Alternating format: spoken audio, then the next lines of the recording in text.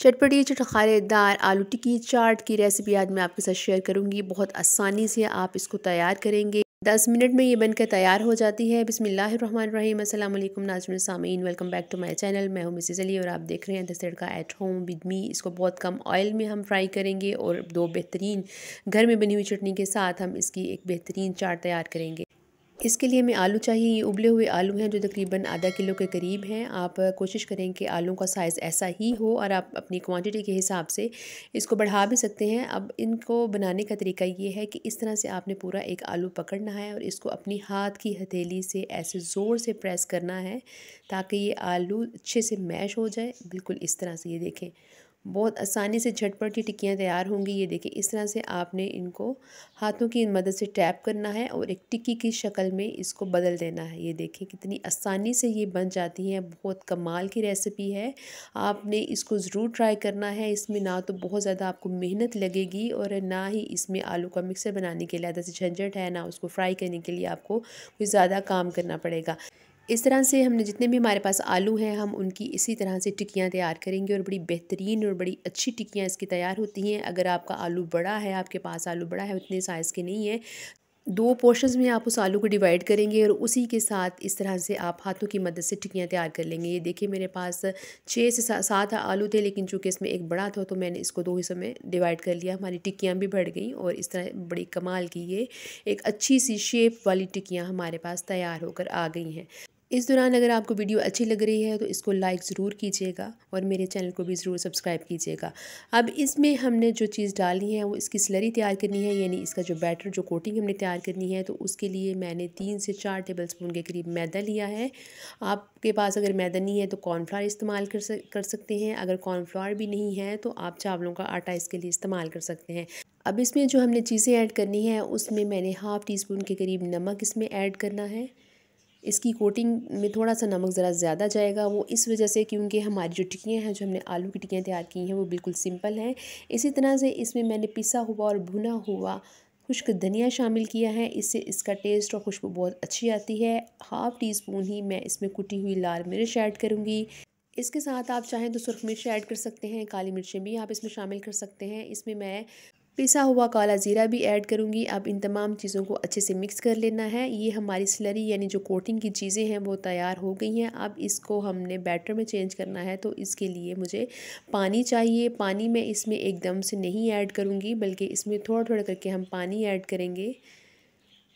आप बेसन से भी इसको बना सकते हैं, लेकिन जो इसका बेहतरीन टेस्ट और एक अच्छी जो लुक आती है वो इन्हीं चीज़ों से आती है, जिसमें वाइट आटा आप डालेंगे, चाहे वो कॉर्नफ्लोर है, चाहे वो चावल है, चाहे वो मैदा है, आप इन तीनों में से कुछ भी इस्तेमाल कर सकते हैं। इस तरह से हमने थोड़ा थोड़ा पानी डालकर इसको अच्छे से मिक्स करते चले जाना है। इसकी कंसिस्टेंसी हमने बहुत ज़्यादा थिक नहीं रखनी है, बल्कि थोड़ी सी हम वाटरी रखनी है, इतनी कि वो हमारी टिक्कियों से अच्छे से चिपक जाए। ये देखें बड़ी अच्छी सी हमारी कंसिस्टेंसी वाली जो स्लरी है वो तैयार हो चुकी है। अब हमने क्या करना है, अब हमारा जो नेक्स्ट स्टेप है वो भी बहुत आसान है। अब हमने टिक्कियाँ जो हमने बनाई थी इस तरह से हम इसमें डालते जाएंगे। ये देखिए इस तरह से, और ये हमारी अच्छी सी कोटिंग तैयार हो चुकी है। अब हम एक पैन लेंगे, उसमें हमने 3 से 4 टेबलस्पून ऑयल ऐड करना है। बहुत ज़्यादा तेल में इसको हम फ्राई नहीं करेंगे। एक तो ये झटपट बनने वाली है, दूसरी ये आप कम बजट में बेहतरीन टिक्कियाँ तैयार करेंगे।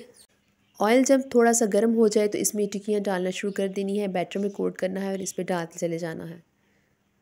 ये जो जितना भी जायका जितना भी टेस्ट है वो इसके बैटर में है, तो इसकी बैटर की जो कंसिस्टेंसी और जो चीज़ें हैं वो आपने वैसे ही डालनी है जैसे मैंने आपको बताई हैं। इस तरह से मैंने एक बैच इसका तैयार किया है और इस तरह से इसकी साइड्स को हम चेंज करते जाएंगे और ये बड़े अच्छे से कलर वाली आ जाएंगी। थोड़ी देर के बाद आपने इसकी साइड को चेंज करना है ताकि इसकी कोटिंग इसके ऊपर लगी रही। देखिए कितनी बेहतरीन माशाल्लाह से टिक्कियाँ हमारी तैयार हो चुकी हैं। इसको अब हम उतारेंगे और अब हमारा जो दूसरा बैच है वो अब इसमें डाल देंगे। इस तरह से ये अच्छी खासी और बड़ी बेहतरीन हमारी टिक्कियाँ तैयार होकर हमारे सामने आएंगी। ये देखिए माशाल्लाह से कितनी अच्छी फ्राई हो गई हैं। सारी मैंने फ्राई कर ली थी और बहुत कम ऑयल में, उसी ऑयल में इनको मैंने फ्राई किया है। मज़ीद मुझे ऑयल डालने की ज़रूरत नहीं पड़ी है। अब इसकी हम करते हैं असैम्बलिंग। तो असैम्बलिंग के लिए मैंने यहाँ पर चटनियाँ इस्तेमाल की हैं, जिसमें ये मेरे पास इमली की चटनी है जो मैंने आपके साथ शेयर की है और जिसको आपने बहुत पसंद किया है। आप इसको मेरे चैनल पर देख सकते हैं। इसके साथ ही जो है वो मैंने यहाँ पर हरी चटनी तैयार की है, वो भी मैंने रमज़ान से पहले आपके साथ शेयर की थी। तमाम चटनियाँ जो रमज़ान से पहले बनाई जाती हैं वो मकसद यही होता है कि बाद में रमज़ान के अंदर हमें किसी किस्म का कोई मसला इसके लिए दरपेश ना हो। इसमें मैंने दही लिया है जो मैंने बीट कर लिया है, और ये निम्को है, यानी जो जिसको सेव कहते हैं, बारीक सेव जो सवैयाँ होती हैं निम्को में, वो मैं इसके लिए इस्तेमाल करूँगी। अगर आपके पास ये नहीं है तो आप कोई भी चीज़ किसी भी फ्लेवर में आप उसको छोटा छोटा चूरा करेंगे और उसको इसके ऊपर डाल लेंगे। इसके साथ मैंने थोड़ी सी इसमें केचप डालनी है, ये ऑप्शनल है, अगर आप डालना चाहते हैं तो डाल लें, अदरवाइज़ आप इसको स्किप कर सकते हैं। अब हमने करनी है टिक्कियों की असेंबलिंग। तो ये टिक्कियों की असेंबलिंग इस तरह से होगी कि आपने जिस प्लेट में इसको असेंबल करना है, जिसके प्लेट में आपने इसको सर्व करना है, उसमें हम टिक्कियों को पहले अच्छे से फैला देंगे। उसके बाद हम इसके ऊपर चटनियाँ और जो भी हम इसमें दही वगैरह डालना चाहते हैं वो डालेंगे। सबसे पहले इसको हम दही से कोट करेंगे, ये देखिए इस तरह से हम पहले इसको दही से कोट करेंगे। दही को आपने अच्छे से बीट कर लेना है, थोड़ा सा आप पानी इसमें डाल दें ताकि ये पतला हो जाए। अब इसके बाद जो दूसरी चीज़ है, वो दूसरी चटनी मैं इसमें डालूँगी, वो हरी चटनी है। हरी चटनी मैं इसके ऊपर इस तरह से डालूँगी।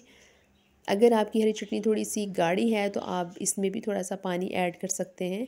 इसमें किसी किस्म का कोई एक्स्ट्रा आपको मसाला डालना नहीं पड़ेगा। इन चटनियों में ऑलरेडी मसाले मौजूद हैं जो आपके चाट को, आपके समोसे पकौड़ों को बहुत बेहतरीन जायका देती हैं। ये चटनियाँ मैंने इसीलिए पहले बनाई थी और आपके साथ इनको इसीलिए शेयर किया था, सो दैट कि मैं इनके साथ जो भी चीज़ें बनाऊँ, जो भी आपको बनाना सिखाऊँ, आप के लिए कोई मुश्किल पेश ना आए और आप 10 मिनट में ये चीज़ें तैयार करके सर्व कर लें और अपने रमज़ान को आप इंजॉय करें।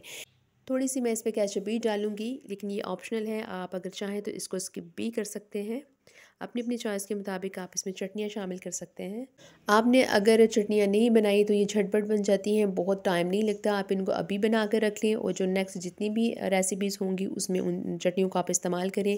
एक बेहतरीन लुक और बेहतरीन जायके के साथ हमारे पास आलू टिक्की चाट मौजूद है। बहुत आसानी से झटपट बनने वाली ये चाट है, बहुत मज़े की है, बहुत यमी है, बच्चे बड़े सब इसको बहुत ज़्यादा पसंद करने वाले हैं। उम्मीद है आपको मेरी ये रेसिपी ज़रूर पसंद आई होगी। अगर आई है तो इसको लाइक करें और मेरे चैनल को ज़रूर सब्सक्राइब करें। अल्लाह ने चाहा तो एक नई वीडियो के साथ आपकी खिदमत में फिर हाज़िर होंगी। तब तक अपना और अपने प्यारों का बहुत सा ख्याल रखें। अल्लाह हाफ़िज़।